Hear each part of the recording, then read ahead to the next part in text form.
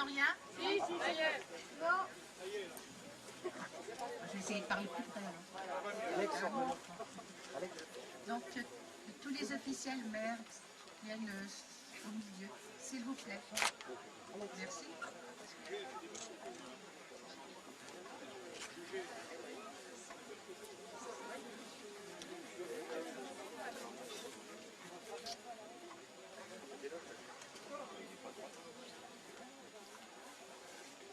Des autorités civiles et militaires, mesdames et messieurs les représentants des associations d'anciens combattants, mesdames et messieurs les élus dans vos diverses qualités, mesdames et messieurs, chers amis. Je veux commencer par remercier M. Freddy Dussard et son association Escadrille Quentin Roosevelt, car sans eux, cette commémoration n'aurait pas pu se faire.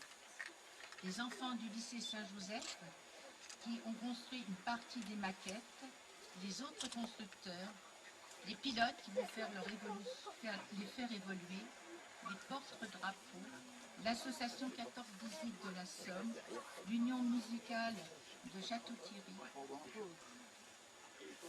toutes les associations et leurs bénévoles qui œuvrent pour que cette cérémonie soit réussie. Merci également à la famille Roosevelt pour leur présence et leur fidélité à nos commémorations. Sans oublier la famille Corée pour laquelle nous avons une pensée au regard du travail de mémoire effectué pendant des années. Et merci à vous tous d'être venus si nombreux.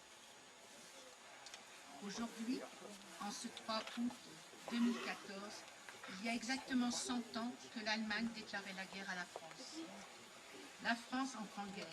Et c'est toute une société qui voit ses habitudes bouleversées. Des familles décimées et les atrocités d'une guerre à laquelle les populations ne s'étaient pas préparées vont bientôt rythmer leur quotidien. La souffrance de ces soldats, partis la fleur au fusil après les journaux, pour un combat qui ne devait pas durer, de ce conflit qui a plongé le pays dans l'abîme de la guerre, la rudesse des combats et l'enlisement nous ont été rapportés par ces poilus piégés dans les tranchées des campagnes françaises. Les États-Unis entrent en guerre en fin 1917. Les quelques jeunes Américains s'engagent à partir de 1914 dans la Légion française étrangère pour venir combattre sur notre sol. Nous sommes aujourd'hui une nouvelle fois réunis autour de cette stèle dédiée à Quentin Roosevelt, abattu par 2 chasseurs allemands au lieu-dit Parmery, près de Chambly, hameau de Coulonges, le 14 juillet 1918. À 4h29 du matin, une puissante salve d'artillerie éclate. Après 4 minutes de silence, une seconde salve donne le signal d'un déchaînement ininterrompu de l'artillerie sur tout le front.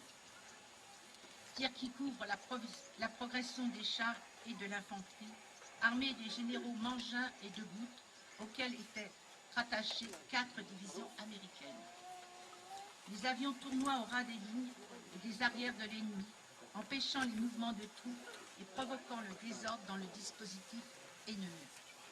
Leur surprise est totale. Mais l'aviation allemande n'était pas absente et c'est pendant cette terrible bataille aérienne que notre héros, le lieutenant Quentin Roosevelt, de la 95e escadrille américaine, fut abattu à l'âge de 20 ans. Dès que la nouvelle fut connue, les services allemands s'employèrent à enlever rapidement les débris de l'avion et à enterrer le corps à l'endroit même où il était tombé, enterré dans une toile de tente à 2 fers de bêche avec une simple croix de bois sur laquelle on lisait « Roosevelt, aviateur américain ». Ils déposèrent sur sa tombe des roues de son avion. Dès la reprise de Coulonges par la 32e division US, le 2 août 1918, les Américains dotèrent la tombe d'un entourage de chaînes massif exécuté par un soldat menuisier. Depuis septembre 1955, le corps du lieutenant Quentin Roosevelt repose au cimetière américain de Colville, en Normandie, à côté de celui de son frère, le général Theodore Roosevelt Jr., qui trouva la mort peu après le débarquement de 1944. Tous deux étaient les fils du président Theodore Roosevelt, et depuis, bien des têtes couronnées et de nombreux anonymes viennent s'incliner et fleurir leur tombe. La valeur au combat de tous ces soldats américains avait éclaté aux yeux de tous. Leur conduite courageuse, le don de leur vie et de leur jeunesse leur valent encore aujourd'hui un hommage unanime et sans réserve. Ils ont hautement mérité notre reconnaissance, notre affection et notre respect leur sont acquis. Je voudrais donc, en cet anniversaire, rendre un hommage mérité à ces hommes et ces femmes, ainsi qu'à leurs familles qui ont lourdement souffert de cette guerre en supportant la disparition d'êtres chers. 100 ans après, le souvenir de la valeur et de la dignité de ces combattants, venus si jeunes, de si loin, chez nous, pour nous rendre la liberté, ne peut s'effacer. Ils ont pris place dans notre histoire aux côtés des plus braves. Que l'évocation de ces temps de déchirement et de deuil en ce jour de consécration de cette stèle à la mémoire de notre héros, le lieutenant Quentin Roosevelt, renforce notre détermination à œuvrer sans relâche pour conforter la réconciliation et développer l'amitié entre les nations de notre continent.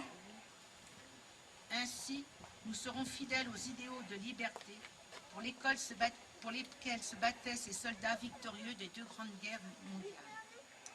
Commémorer, c'est accomplir notre devoir de mémoire vis-à-vis de tous ceux qui nous ont légué les valeurs de courage et de démocratie, mais également un message de paix, en particulier aux jeunes générations.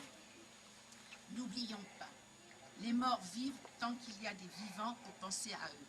Pensée d'Émile Henriot, 1889-1961. Merci à la famille Roosevelt. Vive l'amitié franco-américaine. Vive l'Amérique, vive la France. Merci.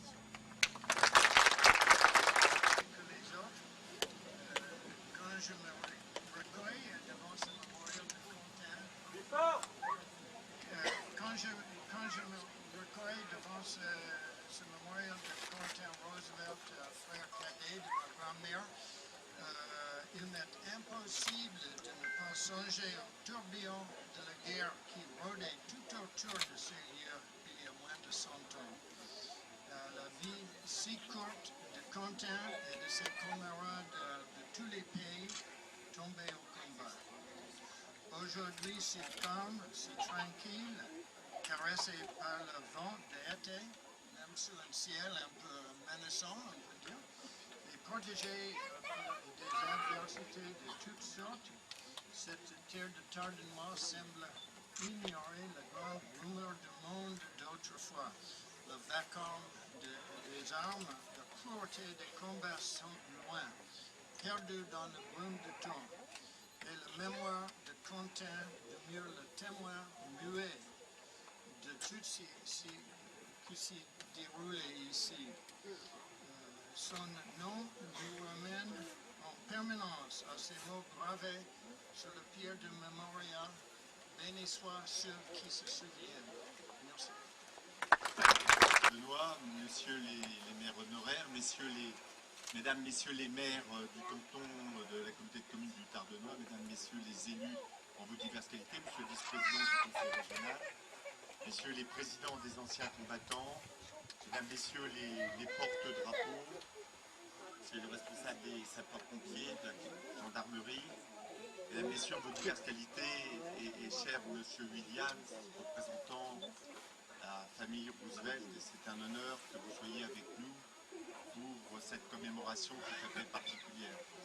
Et comme vous l'avez fait, Madame le maire, je pense que vous avez raison d'avoir commencé votre propos en mettant en avant celles et ceux qui ont non seulement organisé, mais qui ont tout fait pour que nous soyons très nombreux, particulièrement nombreux cet après-midi, un moment où chacun peut penser aux vacances.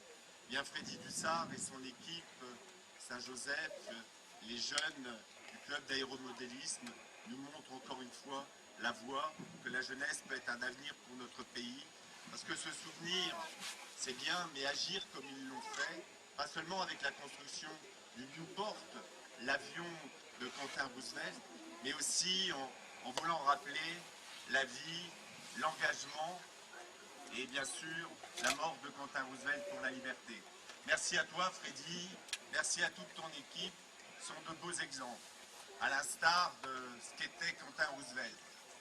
Quentin Roosevelt, vous l'avez dit Madame le maire, fils du président des États-Unis, Theodore Roosevelt, qui n'était pas parmi le plus fringant, le plus sportif, le plus costaud, était même assez maladif. Et quand il a vu que les chars, les canons tenaient sur l'Europe, eh bien il s'est dit qu'il ne pouvait pas rester les bras croisés. Et donc il est venu d'abord une première fois à Reims, et c'est là qu'il a découvert au cours d'un meeting aérien ce qu'était l'aviation. Et c'est là qu'est née toute sa passion pour l'aviation. Donc Quentin Roosevelt, fauché, début de sa vie, 20 ans, était un homme riche d'avenir. Un écrivain d'ailleurs. Je vous invite à faire connaissance des nombreuses lettres, des nombreuses correspondances qu'il a envoyées ici et là, que ce soit à sa petite amie, bien évidemment, ou à ses parents. Quentin Roosevelt était promis un bel avenir. Peut-être aurait-il été le successeur de son père. Mais la vie en a choisi autrement. Pas seulement la vie. Le goût de la liberté, le goût de l'engagement. Tant 18 ans, 19 ans, fils du président des États-Unis, d'autres auraient tracé d'autres destins pour leurs enfants. Eh bien, Quentin Roosevelt s'est engagé, il est venu ici. Le jour du 14 juillet, d'ailleurs, d'une manière tout à fait paradoxale, dans son camp, ici, en Seine-et-Marne, il préparait la fête de la Bastille, avec son groupe de musique. Il est parti avec son escadron, certain qu'il allait rentrer. Et le lieutenant qui l'accompagnait, quand il arrivait sur le ciel du Tardenois, je l'avais dit, le ciel devait être beaucoup plus agité qu'il ne l'est aujourd'hui, même si nous apprécions la brise et le soleil, comme vous l'avez rappelé. Combat, pris en charnière entre trois Fokkers. Le combat a continué. Son escadrille est rentrée, il a perdu de vue. Et ce n'est seulement qu'au retour, au campement, que Quentin manquait. Et comme vous l'avez rappelé, ce sont les Allemands qui l'ont mis en terre là où il est tombé. Quentin Roosevelt est un exemple extraordinaire, à un moment où l'égoïsme, le repli sur soi gagne du terrain, de montrer que, eh bien, si la vie est plus forte que tout, quelquefois il faut savoir risquer sa vie pour les autres. Un sentiment que n'est pas facile à ancrer au fond de soi-même. Donc je veux saluer, moi, cet engagement, cette vie perdue, mais aussi cet engagement pour les autres. Et je voudrais saluer aussi l'esprit du papa, de la maman, qui non seulement ont donné un fils pour que nous puissions vivre libres, Quentin, mais déjà pendant la Première Guerre mondiale, Théodore Junior, vous l'avez dit Madame le maire, est venu lui aussi combattre en France. Il est venu combattre en France et il a été blessé lui aussi à Château-Thierry en 1918. En 1919, il a été décoré de la Légion d'honneur. Il est rentré, il était docteur à Harvard et il est revenu. Il est revenu au cours du deuxième conflit. Et il est mort à Utah Beach, débarquement de Normandie. Il est mort d'une crise cardiaque. Un chef vénéré par tous ses hommes. Et le testament qu'il avait fait, il avait dit « Je vais être enterré, je serai enterré sur la terre de France, je vais être enterré avec mes hommes. » Et donc il était enterré à Colleville, ils siègent tous les deux, dans l'allée nord, zone N. Et donc je pense que là encore, nous devons nous sentir interpellés par la volonté de cette famille d'être tout au service de la paix, de la fraternité dans le monde. Voilà le message que je voudrais faire apparaître et je n'oublierai pas, quand j'ai dit tout à l'heure le rôle de Freddy Dussart de tous ces aéromodélistes en herbe, le rôle que vous avez joué, les habitants de Coulonges-Cohan. D'ailleurs, Madame Roosevelt, mère, son premier message, quand elle est revenue ici en 1920, ça a été pour vous, avec le choix de réaliser cette fontaine, avec d'un côté le bonnet phrygien, la France, et de l'autre côté l'aigle américain. Une fontaine utile, un ouvrage utile pour la vie, elle avait dit. Et donc, elle est revenue aussi au cours de ce périple. Elle s'est arrêtée à Château-Thierry au temple où elle a laissé sa Bible. Donc, Madame le maire, vous avez conclu par cette volonté de faire vivre la fraternité franco-américaine. Vous avez raison.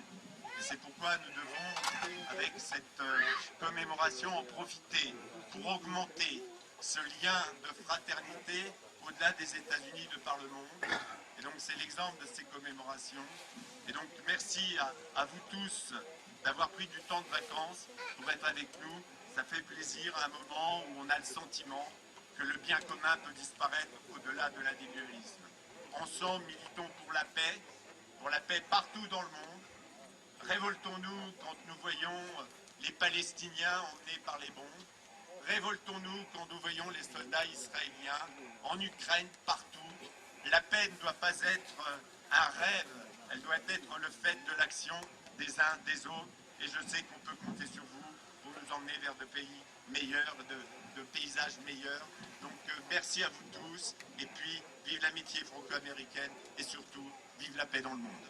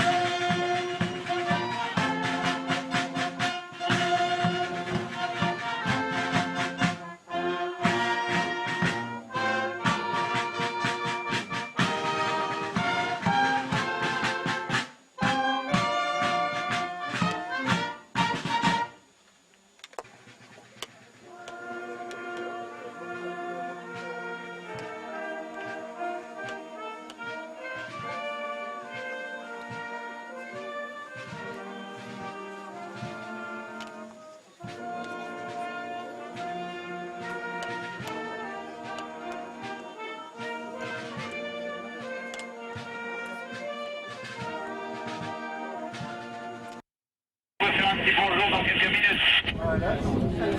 Ok, c'est bon, vous pouvez passer, les avions sont posés. Ok, j'arrive.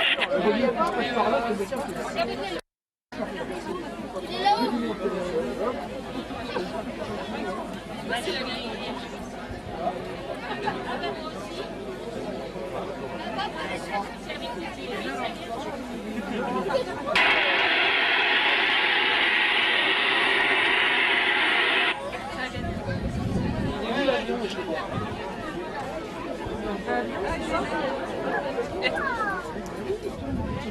Je cherchais, je trouvais pas.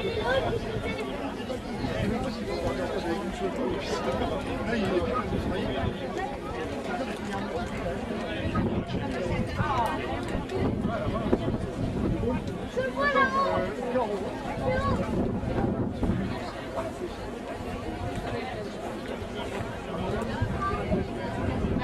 Et ben voilà,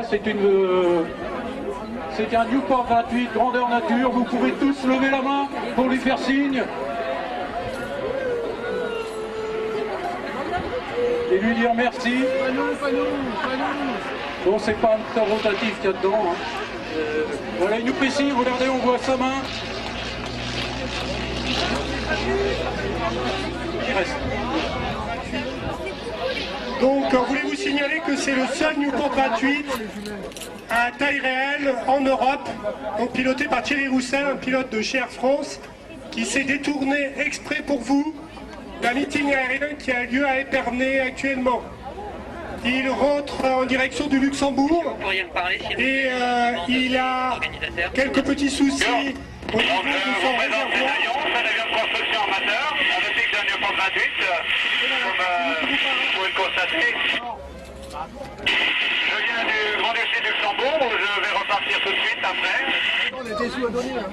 Je suis ici parce que j'étais à un meeting aérien pas loin, et quand on m'a raconté qu'il se passait quelque chose avec des Newport 28 ici, je me suis dit qu'il se serait fait de partir sans passer au-dessus.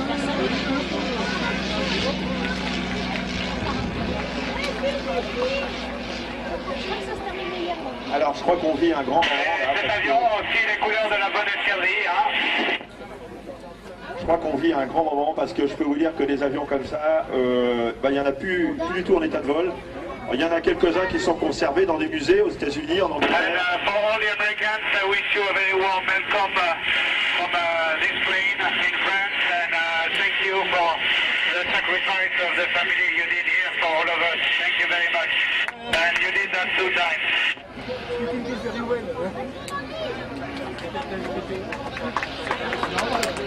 Allez, on lève tous les bras pour lui dire au revoir.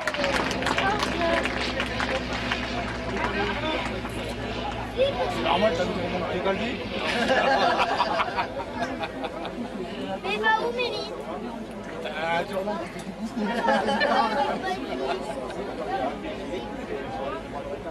il va refaire un passage parce qu'il t'a pas vu.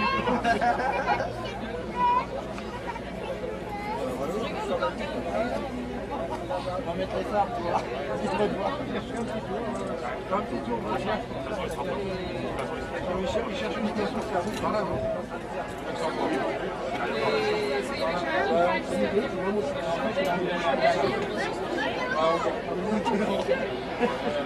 Mesdames et messieurs, ladies and gentlemen, merci beaucoup. Je vais m'en repartir vers le Luxembourg. Je souhaite une excellente journée en compagnie du club de modèle de Château-Thierry. Au revoir.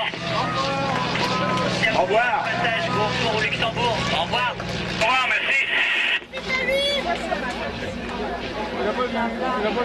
Eh bien, mesdames et messieurs, vous pourrez dire en vous couchant ce soir que vous avez vu une pièce de musée volante. Enfin, c'est une reconstruction, hein. On peut le dire comme ça. Hein. Mais par contre, le moteur n'est pas le moteur d'origine, puisque à cette époque-là, les moteurs, c'était des moteurs